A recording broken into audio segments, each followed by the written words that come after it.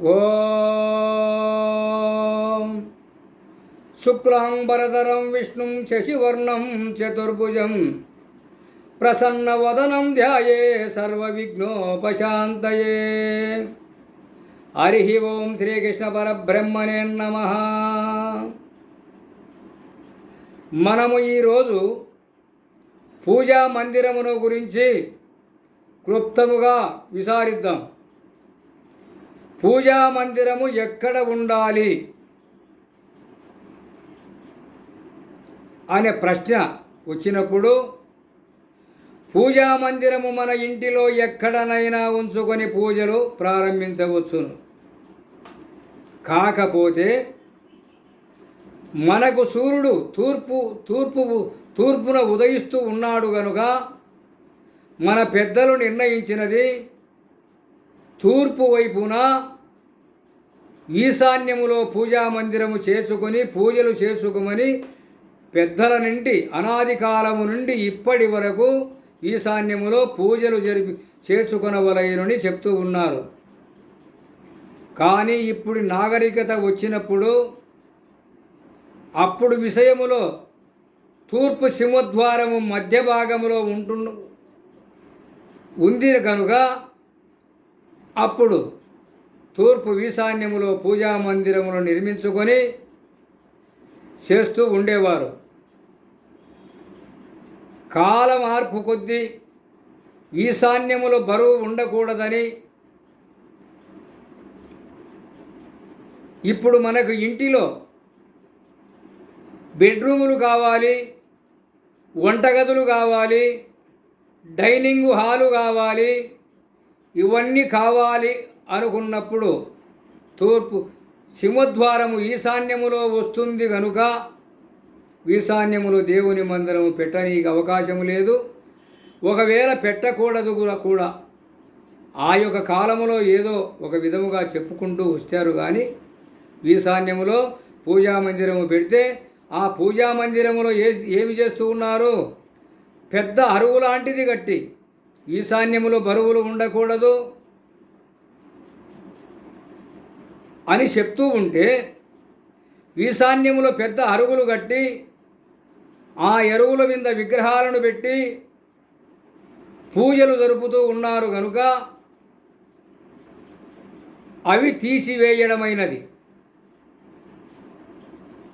నాగరికతను బట్టి మన ఇంటిలో బెడ్రూములు కావాలి, వంటగదులు సపరేటు కావాలి, డైనింగ్ హాలు కావాలి, లెట్రిన్లు కావాలి, బాత్రూములు కావాలి. ఇవన్నీ కావాల్సి వచ్చినవి కనుక మధ్య భాగంలో సింహద్వారము పెడితే ఆ యొక్క లెట్రిన్లు కానీ బాత్రూములు కానీ బెడ్రూములు కానీ రావు. పూర్వకాలంలో తూర్పు సింహద్వారం అయినప్పుడు దానికి పరమట వైపు ఒక జగితి లాంటిది కట్టి ఆ జగితి అంటే ఎత్తుగా మెరకగా చేసి అరుగులు పెట్టి ఆ అరుగుల మీద రూములు పెట్టుకొని నైరుతిలో మాత్రమే వంటగది పెట్టుకొని తూర్పు వైపున గాళ్ళు పెట్టి గాడులు గేదెలను ఎద్దులను కట్టేసుకొని ఎక్కడో ఒక తిట్టు ఏ మూలనో ఒకసాట నులక మంచములు వేసుకొని కాపురము చేసేవారు ఆ పెద్దలు. నాగరికతగా పెరిగే కొద్దీ మనకు బెడ్రూములు కావలసి వచ్చినవి, డైనింగ్ హాలు కావలయను, వంటగదులు కావలయను, లెట్రిన్లు కావాలి, బాత్రూములు కావాలి. అందుకు గనుక సింహద్వారమును తీసుకొని ఈశాన్యములో పెట్టి ఈ దక్షిణ ఆగ్నేయములో వంటగది, దక్షిణములో డైనింగ్ హాలు, అదే ప్రకారముగా నైరుతిలో బెడ్రూములు, వాయువులో బెడ్రూములు, నైరుతి బెడ్రూమ్కి అటచ్ బాత్రూములు, వాయువు బెడ్రూమ్కు అటచ్ బాత్రూములు, మధ్యన హాలు తీసుకొని ఆ హాలులో ఈశాన్య భాగమున సింహద్వారమును పెడుతూ ఉన్నారు. అందుకు గనక ఈశాన్యములో పూజ గదిని తీసివేయడము జరిగినది. ఈశాన్యము గదిలో పూజ గది పెట్టకూడదు కనుక అక్కడ తీసేయబడినది. ఎందుకు? బరువులు పెడుతూ ఉన్నారు. బరువులు పెట్టకుండా ఆ యొక్క గూడులో, ఆ యొక్క గోడలో గూడు పెట్టుకొని ఆ గూడిలో పటాలు కానీ విగ్రహాలను కానీ పెట్టుకొని కింద సాప వేసుకొని ఆ మూలన బరువు లేకుండా పూజలు చేసుకుంటూ పూర్వకాలంలో. ఇప్పుడు లేదు. మందిరానికి పెట్టి అక్కడ ఒక దేవుని మందిరంలాగా నిర్మించి ఆ దానిలో పెద్ద అరుగులు వేసి దానికి టైల్సులు కనిపించి రకరకాలుగా చేసి అక్కడ విగ్రహాలను పెట్టి పూజ చేస్తూ ఉన్నారు. కాబట్టి ఈశాన్యం బరువయ్యి మనకు చెడు ఫలితములు ఇస్తూ ఉంది కనుక అక్కడ పూజ గది తీసివేయడమైనది. పూజ గది ఎక్కడ నిర్మించుకొనవలెను అనుకున్నప్పుడు తూర్పు వైపున, తూర్పు ఈశాన్యము నుండి తూర్పు ఆగ్నేయం వరకు కొలత తీసుకొని 2 భాగములు చేసి ఒక భాగము ఆగ్నేయం వైపు వదిలిపెట్టి రెండవ భాగములో ఉచ్చస్థానములో మాత్రము పూజ గదిని నిర్మించుకొనవలెను. నీచస్థానము వచ్చేటట్టు చేసుకోకుండా పూజ గది ఉచ్చస్థానములో తూర్పు వైపున ఉంచి మనము భగవంతుడు పరమట వైపుకు చూస్తూ ఉంటాడు, మనమేమో తూర్పుకు నమస్కరిస్తూ ఉంటాం. ఆ తూర్పుకు ఎప్పుడు నమస్కరించాలి అనుకున్నప్పుడు తెల్లవారుజామున 4 గంటలకు బ్రహ్మముహూర్తమును లేచి స్నానములు చేసి కార్యక్రమములన్నీ తీర్చుకొని పూజకు ఉపక్రమించి 5 గంటలకు పూజకు ఉపక్రమించి 5 గంటల నుండి 6 గంటల లోపు పూజలు చేసుకొనవలెను. పూజ చేయడము ఎట్లు? ఒక దర్భాసనము కొనుక్కొని ఒక చెక్కపీటను తయారు చేయించుకొని ఆ చెక్కపీట మీద దర్భాసనం వేసుకొని దానిపైన తెల్లటి గుడ్డను వస్త్రమును పరుచుకొని దాని మీద కూర్చొని పూజను ఉపక్రమించవలెను. పూజ చేయడము వారి ఇష్టానుదైవమును పెట్టుకొని రాముడు కావచ్చు, కృష్ణుడు కావచ్చు, దుర్గమ్మ కావచ్చు, ఎవరైనా కావచ్చు, ఆంజనేయ స్వామి కావచ్చు, ఎవరికి ఇష్టం ఉండే దైవాన్ని ఆ ఇష్టదైవమును మనం ఎదురుగా పెట్టుకొని పూజలు చేసుకుంటే వాళ్లకు పుణ్యము కానీ దక్కవచ్చును, లేదా మోక్షము కానీ రావచ్చును. అట్లా పూజలు చేసుకొనవలెను. 6 గంటల లోపు పూజలు ముగించుకొని మన పనులకు ఉపక్రమించవలెను. తూర్పున కుదరని ఎడల ఎక్కడ పెట్టుకోవాలి? పరమట వైపునైనా వాయువ్య దిశలో ఒక గదిని నిర్మించుకొని ఆ గదిలో పూజలు చేసుకొనవచ్చును. హిందూ మత సంప్రదాయం ప్రకారము ఒక గీతను కొనుక్కొని ఆ యొక్క గీతను పూజా మందిరంలో పెట్టుకొని రోజు 2-3 శ్లోకములు కానీ వాళ్ళకి ఎన్ని చేతనైతే అన్ని శ్లోకములు చదువుకుంటే చాలా మంచిది. భక్తి యోగము కానింటి మొదలుపెట్టి లాస్ట్ వరకు చదువుకొనవచ్చును. రెండో తూరి ఫస్ట్ నుండి మొదలుపెట్టి లాస్ట్ వరకు చదువుకొనవచ్చును. హిందూ మత సంప్రదాయం ప్రకారం గీత మాత్రం మహాపవిత్రమైన గ్రంథము కాబట్టి హిందువులకు ఆ గీతను తెచ్చుకొని ఆ యొక్క గీతను ఎవరి ఇష్టం వచ్చిన దైవాన్ని వాళ్ళు పెట్టుకొని పూజలు జరుపుకున్న తర్వాత 2-3 శ్లోకములు చదువుకుంటే వాళ్ళకు మోక్షం రావచ్చును, లేదా పుణ్యం రావచ్చును. మన ఇంటిలో వాస్తు దోషములు ఉన్నా కొంతవరకు తొలగిపోవచ్చును. పూజా మందిరం అంత శ్రేష్టమైనది కనుక హిందూ మత సంప్రదాయ ప్రకారం అట్లా చేసుకొనవచ్చును. అదే మహమ్మదీయులు అయితే పరమట వైపుకు వాళ్ళు నమాజు చేస్తారు కాబట్టి పరమట వైపు ఒక గదిని నిర్మించుకొని వాళ్ళ సంప్రదాయం ప్రకారము ఖురాన్ను చదువుకోవచ్చును. ఖురాను ఆడోళ్ళు కానీ మగవాళ్ళు కానీ మన ఇంటిలోనే ఒక మసీదులాగా టైం టు టైం ప్రకారం ఆ ఖురాను చదువుకుంటే వాళ్లకు పుణ్యము దక్కుతుంది, మోక్షము కూడా రావచ్చును. మోక్షం అంటే జన్మ లేదని అర్థం.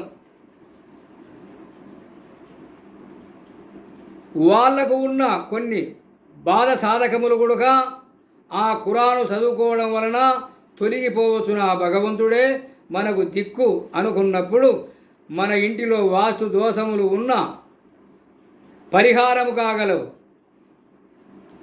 అదే విధముగా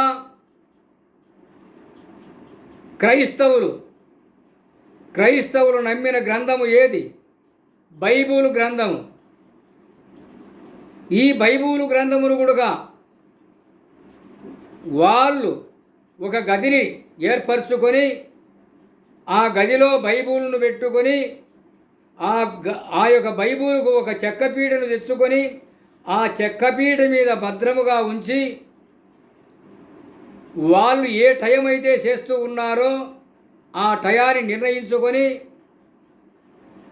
రోజు బైబిల్ను చదువుకుంటూ ఉంటే వాళ్ళకు కూడా మోక్షం వస్తుంది, పుణ్యము దక్కుతుంది. వాళ్ళ ఇంటిలో ఉన్న దోషములు, వాస్తు దోషములు కూడా కాపోవచ్చును. వాళ్ళు వాస్తును నమ్మకపోవచ్చు, కానీ మనకు దేవుడు ఉన్నాడు, మనకు వాస్తు అవసరం లేదు అనుకోవచ్చు. ప్రతి ఒక్కరికి కూడా వాస్తు అవసరమే. వాస్తు అంటే మన శరీరం అనుకోండి. మన శరీరం వాస్తు ప్రకారం ఉందా లేదా ఒకసారి నిర్ణయించుకోండి. మన శరీరము వాస్తు ప్రకారమే, ఆ భగవంతుడు మనకు ఇచ్చిన శరీరం వాస్తు ప్రకారమే ఉంది. వాస్తు అంటే ఏమిటి? 2 చెవులు ఎక్కడ ఉండాలి అక్కడే పెట్టాడు. 2 కళ్ళు ఎక్కడ ఉండాలి అక్కడే నిర్ణయించాడు. మనము మాట్లాడే నోరు ఎక్కడ ఉండాలి అక్కడనే నిర్ణయించాడు. ముక్కులు ఎక్కడ ఉండాలి అక్కడే నిర్ణయించాడు. కాళ్ళు ఎక్కడ ఉండాలి, చేతులు ఎక్కడ ఉండాలి, లోపల అవయవములు ఎక్కడ ఉండాలి, అన్నీ వాస్తు ప్రకారమే భగవంతుడు నిర్ణయించి మనకు ఇచ్చాడు ఈ శరీరాన్ని. మనము కట్టుకునే చిన్న ఇల్లును వాస్తు ప్రకారము కట్టుకోకుండా కొందరు ఆగ్నేయం పెంచి కట్టడము. ఆగ్నేయంలో వంటగది ఉంచుకోవాలి కానీ ఆగ్నేయంలో లెట్టిన్లు బాత్రూములు పెట్టి నానా అగసాట్లు పడి మాకు భగవంతుడు దిక్కు అంటూ ఉండాలి. అంటే భగవంతుడు ఏమి చేయగలడు? నువ్వు తప్పు చేస్తూ ఉంటే ఆ తప్పులన్నీ మింద పెట్టుకొని నిన్ను బాగు చేస్తాడా? తప్పులు చేయకుండా ఉండు, భగవంతుడు నిన్ను కాపాడగలడు. అంతేగాని భగవంతుని మీద ప్రతి ఒక్కటి ఆయన మీద దొబ్బితే ఏమి చేయగలడు? తప్పు చేయడము, భగవంతుని మీద పెట్టడము, అది ఎక్కడి న్యాయము? నైరుతి పెంచడము, నైరుతిలో లెట్టిన గుంతలు పెట్టడము, నైరుతిలో లెట్టిన బాత్రూములు కట్టమని చెప్పాడా భగవంతుడు? నైరుతికి నివృతి అనే రాక్షసుడు అధిపతి ఉన్నాడు కనుక అక్కడ ఏమి పెట్టకూడదని భగవంతుడు చెప్పాడు. అష్టదిక్పాలకులు 8 మంది ఈ ప్రపంచానికి చరాచర సృష్టికి. మనకు ఎట్లయితే రాజకీయములో మంత్రి, ఉపమంత్రులు, శాఖలు ఏ రకంగా అయితే ఉన్నాయో ఆ భగవంతుని దృష్టిలో కూడా 8 మంది దిక్పాలకులు, 9 నవగ్రహములు, 5 పంచభూతములు నిర్ణయించి ఈ సృష్టిని తయారు చేశాడు ఆ భగవంతుడు. ఈ సృష్టికి అధిపతులు వీళ్ళే, భగవంతుని సంబంధం లేదుగా. భగవంతుడు అందరికీ సాక్షిభూతుడై ఉన్నాడు అంతే. ఎవరి పని వాళ్ళకు అప్పచెప్పినారు కనుక వాళ్ళ పనిని వాళ్ళు సక్రమంగా నిర్వహిస్తూ ఉన్నారు. యమధర్మరాజు దక్షిణమునకును అధిపతి కనుక దక్షిణములో వాస్తుకు వక్రయించిన ఎడల మనకు చాలా ఇబ్బందులు పెట్టును. దక్షిణ భాగము ఎటువంటి పరిస్థితిలోనైనా వాస్తుకు పరిపూర్ణంగా ఉన్నప్పుడు మాత్రమే మనకు యమధర్మరాజు మంచి చేయగలడు. 8 మంది 8 దిక్కులకు ఉన్నారు. ఈ 8 అష్టదిక్పాలకులు ఎక్కడ కూడా అన్యాయము జరిగినచో ఆ యొక్క మూలకున్న అధిదేవత మనకు ఇబ్బంది పెట్టును. అందుకనుక వాళ్ళకు ఎటువంటి పరిస్థితిలోనైనా మంచిగా ఉపయోగించుకొని వాయువులో ఏముండాలి అవే ఉంచుకొనవలయను. దక్షిణ భాగములో ఏముండవలయను పద్ధతి ప్రకారము నడువవలయను.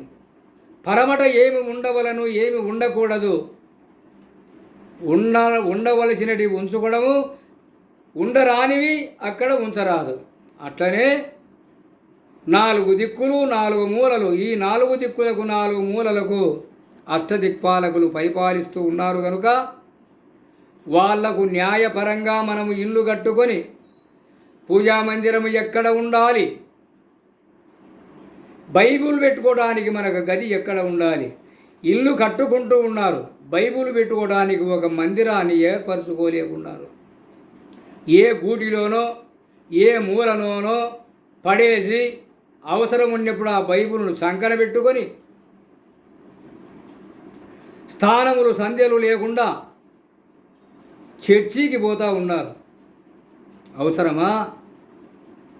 మన ఇంటిలో ఒక గదిని నిర్మించుకొని అక్కడ కూర్చొని భార్య పిల్లలు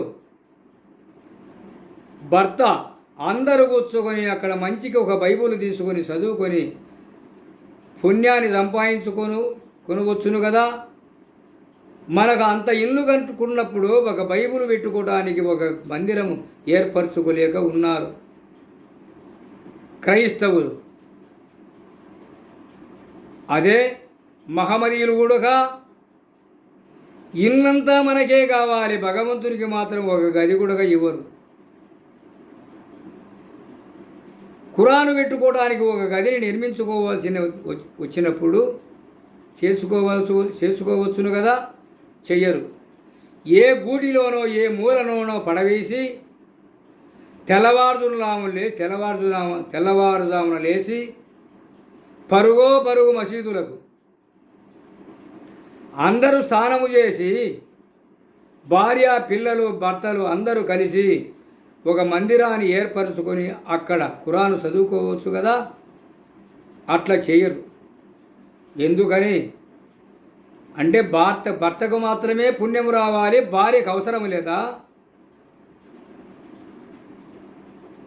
అట్లా చేయకుండా ప్రతి ఒక్కరూ కూడా వాళ్ళ మతానుసారముగా ఒక మందిరమును ఏర్పరచుకొని ఆ మందిరములో ఖురాను చదివే వాళ్ళు ఖురాను, బైబుల్ చదువుకునే వాళ్ళు బైబులు,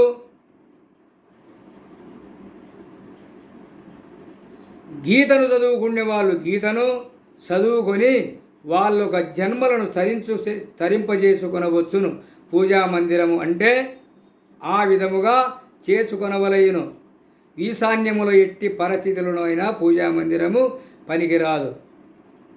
పూజా మందిరం అనగా ఈశాన్యములోనైనా ఒక గదిని నిర్మించుకొని దానికి ఇరువైపులా కిటికీలు పెట్టి ఆగ్నేయములో వంటగది వచ్చును కనుక ఈశాన్యములో ఒక పూజా మందిరం పూజ లేకుండా అక్కడ తూర్పు ఈశాన్యములో ఒక కిటికీని, ఉత్తర ఈశాన్యములో ఒక కిటికీని పెట్టి అక్కడ సాపలు మాత్రము పరుచుకొని ధ్యానము చేసుకొనవచ్చును, జపములు చేసుకొనవచ్చును. పూజలు మాత్రము పనికిరావు. ఆ గది లే లేదా పిల్లలు చదువుకోవడానికి కూడా పనికి వచ్చును. అంతేగాని బెడ్రూములుగా కానీ ఇతరత్ర గదులు ఏవి కూడా ఈశాన్యములో కట్టకుండా ఉండడము, ఖాళీగా వదలడము చాలా ఉత్తమమైన పని. పూజా మందిరాన్ని గురించి ఇంతవరకు మనము తెలుసుకున్నాము కనుక పూజ అంటే ఏమిటి అనే పద్ధతిని మనము ఇంతవరకు తెలుసుకున్నాం. హిందూ మతము సంప్రదాయం ప్రకారము హిందూ మతస్థులు, క్రైస్తవ సంప్రదాయం ప్రకారం క్రైస్తవ మతస్థులు, ఏ మతానికి చెందిన వాళ్ళు ఆ మతం, మహమ్మదీయులు చెందిన మతానికి చెందిన ఒక ఖురాన్ను తీసుకొని ఎవరి మతానికి అవసరమో వాళ్ళ మతాన్ని బట్టి ఆ యొక్క మందిరాన్ని ఏర్పరచుకొని మీ జీవితాలను కడదేర్చుకుందురని ఎవరికి వారే భార్య కానీ పిల్లలు కానీ ఎవరు కూడా ఎవరి ఎమ్మటి రారు. మనము చేసిన పుణ్య పాపములు మాత్రం మన ఎమ్మడి వచ్చును కనుక పుణ్యము చేస్తే పుణ్యము వచ్చును, పాపము చేస్తే పాపం వచ్చును. పాపము పుణ్యము రెండు లేక మోక్షానికి అర్హులైనప్పుడు జన్మ లేకుండా మోక్షము వచ్చును. అట్లా ఎవరికి వారు చేసుకొనవచ్చును, తరించవలయును. ఈ సంసారము, ఈ బాంధవ్యము ఇవన్నీ ఎవరి అంటారా ఆస్తులు పాస్తులు అన్నీ ఇక్కడ వదిలిపెట్టి రెండు చేతులు పైకెత్తి ప్రతి ఒక్కరూ ఈ భూమిని వదిలిపెట్టి పరలోకానికి వెళ్ళవలసినదే. శరీరము ఇక్కడ వదిలిపెట్టి జీవుడు మాత్రము అతని ప్రయాణము అతని చేసిన పాప పుణ్యములు అతని అమ్మడి వచ్చును. అంతేగాని మనము పూజలు చేయకుండా, జపములు చేయకుండా, ధ్యానములు చేయకుండా ఎప్పుడు 24 hours ఆస్తులు, డబ్బులు, పిల్లలు దీనికోసమే చేసుకుంటూ పోయినామనుకోండి, ఎప్పుడో ఒక పారి మనము సావక తప్పదు. చచ్చినప్పుడు మాత్రము మన ఎమ్మడి వచ్చేటివి మాత్రము పాప పుణ్యములు తప్ప ఏమీ రావు. అది గుర్తుపెట్టుకొని ఎవరి మతానికి వాళ్ళు, ఎవరికి అనుసరించిన భగవంతుని వాళ్ళు చేసుకొని పూజలు పురస్కారములు చేసుకొని మీ జీవితాలను తరించుదురని సెలవు తీసుకుంటూ హరి ఓం శ్రీకృష్ణ పరబ్రహ్మణే నమః.